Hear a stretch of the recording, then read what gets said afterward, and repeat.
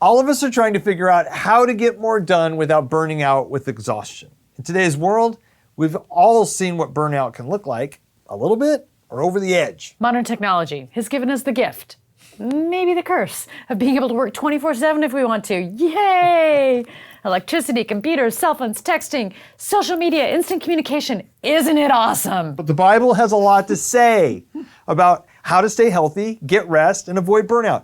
But before we get there, we probably should define burnout. First of all, the thing to know about burnout is it's a scale, not just a thing. It isn't like you're either burnt out or you're not. It goes from, I'm a little tired, to, I can't actually get off the couch and I'm crying every day. The first step is the honeymoon phase. Honeymoon time. At this stage, individuals are highly motivated. They're even enthusiastic about their work or anything else they're doing. So at this point in the honeymoon, they're just open and willing and excited, and they're just like, I'll do anything. Yeah. Throw it at me. I'm up. golden. This is great. I can do it. I can Yes, take it on. I'm excited. I can manage everything. Whether they're trying to impress somebody or they're just enthusiastic. Yep.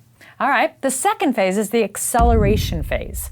And in this stage, the workload and the pressure begins to increase. An individual might start feeling overwhelmed and stressed, but yet you're not at the place where you're not going to say, yes, I'll do whatever you need me to do. Absolutely. And then that leads to 3, the chronic burnout phase. As the stress and demands persist, individuals, you and I, reach a state of chronic burnout. At this stage, we experience emotional and physical exhaustion, and our enthusiasm and motivation decline significantly.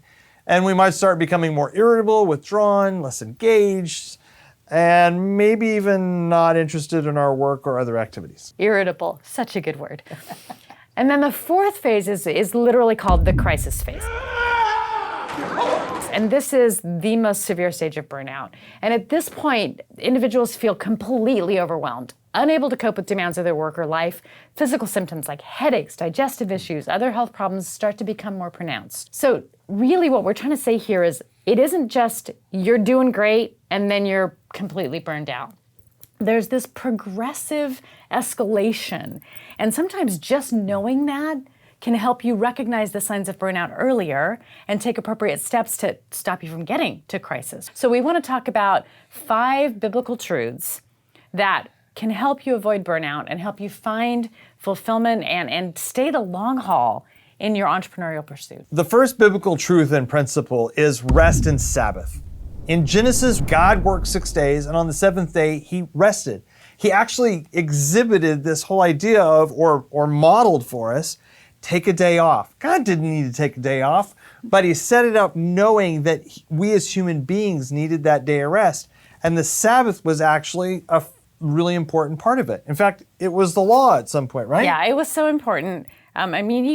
God rested, kicks up his heels. He looked at everything he's done, takes a day off.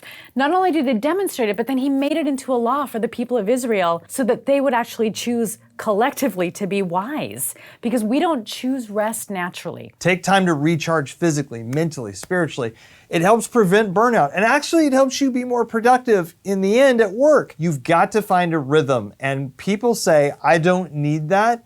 But what we see is this accumulative stress and this accumulative exhaustion that the body doesn't recover from quickly. And that's what we're trying to do, is have a habit of resting so the body gets into a habit of that kind of restoration. So the second one is seek wisdom and good judgment. Look, we make dumb decisions and it adds to our stress and it adds to burnout.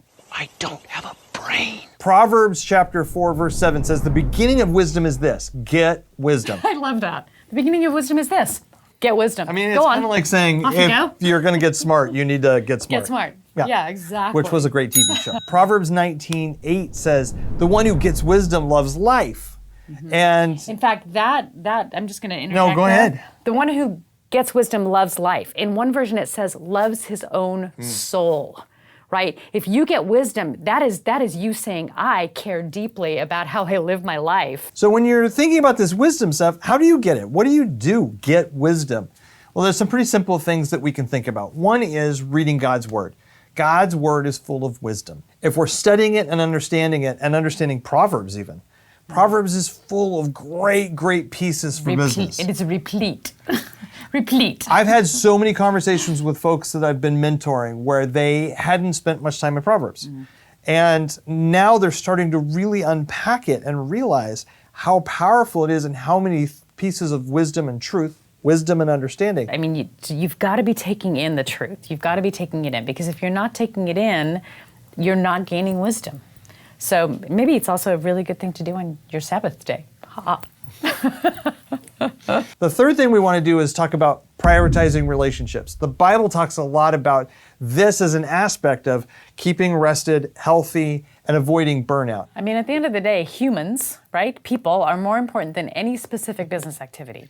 Even if you're serving people with your business and like, well, I'm busy serving people, the bottom line is you have to prioritize relationships because what you do impacts other people, right? Hebrews 10:24-25 talks about part of our job is to encourage each other towards love and good work. Paul spends a ton of time in 1 Corinthians and Ephesians talking about how we're all part of one body. Every part is connected. And you know what? Because we're connected, our level of health and well-being affects not just our own self, but everybody around us, right? Yeah, as a business owner, burnout can happen.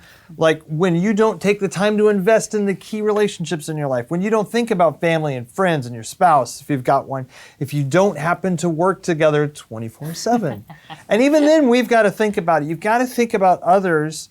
And Jesus came to serve, not to be served. And that's a critical part of this whole process of understanding the power of relationships and how they restore you and how you help restore others. You need to be available for that. The to-do list will always be there, but ensure you invest quality time and don't neglect your important relationships. The fourth principle in scriptures is practice contentment. So in Philippians 4, Paul's asking people for money, but he basically says, I'm not asking this because I'm in need. I've learned to be content in whatever my circumstances are. Well-fed, hungry, plenty or want. In businesses, we are consistently trying to build and grow and make money and go to the next level. This contentment place is an interesting challenge for us. And we're not saying, I don't think biblically, we're not saying you have to settle, but finding contentment in your journey, whatever phase you're in, so that you don't push past what you need to be doing today in order to make the next buck, because you've learned how to trust God's provision and His sovereignty. The fifth principle is community. Don't go it alone. Ecclesiastes is a great example of this in chapter 4. 2 are better than 1 because they have a good return for their labor.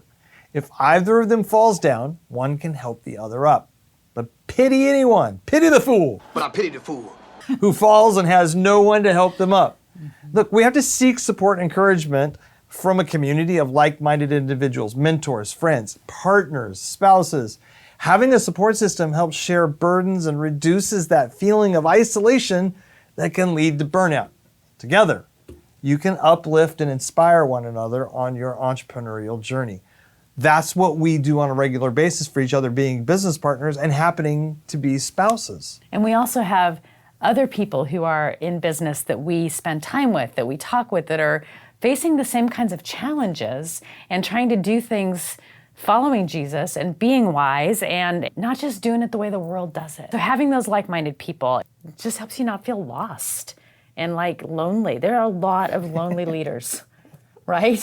A lot of lonely leaders. With these 5 principles, where we're talking about remembering God's wisdom and trusting in His plan and surrounding yourself with supportive community as you pursue these dreams you have of your company and the plans you have and your strategies, these kind of things can actually help you become more successful by applying these principles. So continue to build your company to a thriving state, avoid burnout, and be wise.